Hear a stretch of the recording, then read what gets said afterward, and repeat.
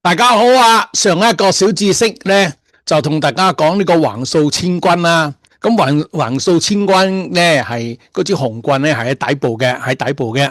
咁如果支紅棍咧喺頂部咧，咁就唔係橫掃千軍咯，就唔係睇升噶咯，就係叫做回光返照啦，即係睇佢差。嗱，呢個係我哋上一次講嘅。嗱，跌到個底部咧，如果出現一支大紅棍嘅話咧，咁啊指標又背馳咧。咁佢成交量又夠嘅話咧，同埋高收嘅話，成支大紅棍咧，咁呢個咧就係非常之好嘅，即係話有大戶掃貨啦。咁我哋就買嘢，咁啊個力度咧就叫做橫掃千軍啦。可能有個反彈或者有個上升期啊，咁就逢係有啲棍咧就應該值得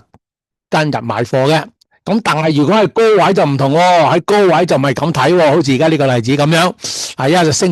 升到高位，咁啊嗰個指標係去到極度呢個超買，去到超買嚇，咁啊超買咧加埋又背馳嚇，呢陣時又背馳又超買，咁呢個我哋叫做回光返照。咁回光返照嘅原意咧係講呢個黃昏之前咧，太陽落山嗰時咧。落咗去啦，咁啊本來佢天黑噶嘛，但係啲陽光咧仲係有啲反射作用噶，咁嗰陣時個天咧就一片好光嘅，好靚嘅景象嚇，咁係好靚嘅，好景象，好光嘅，但係好快咧就黑暗噶啦，因為嗰啲係折射嚟嘅啫，反射嚟嘅，其實太陽落咗山嘅，即係形容個市咧呢個出呢支紅棍之後咧，個市可能咧就會見頂噶咯，所以記住大紅棍咧，如果喺底部出現咧，就係橫掃千軍，即係去買嘢啦，就大戶掃貨。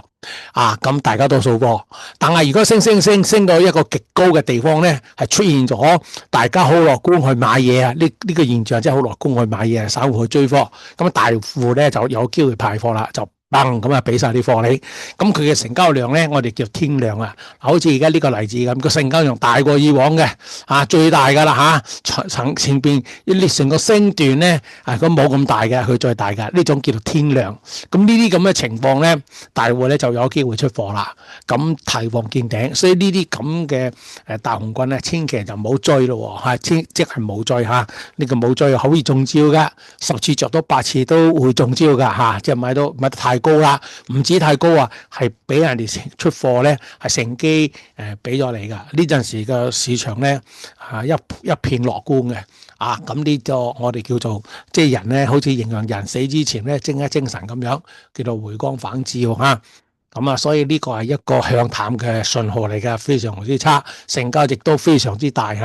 咁成交大先係喎成交唔大就唔係喎，仲要大到天亮咁滯好似呢個例子咁樣。但以後見到呢啲咁大嘅大紅棍你唔好當佢好嘢呢啲千祈唔好追入去追入之後咧好後悔嘅。有陣時咧佢咪即刻跌，有時隔一兩日佢先跌嘅有時隔一兩日，仲有一兩日高位，但係唔係幾夠力度嘅，跟住咁就跌嘅大家記住呢個雖然呢個係小知識嚟嘅，但係都好好用噶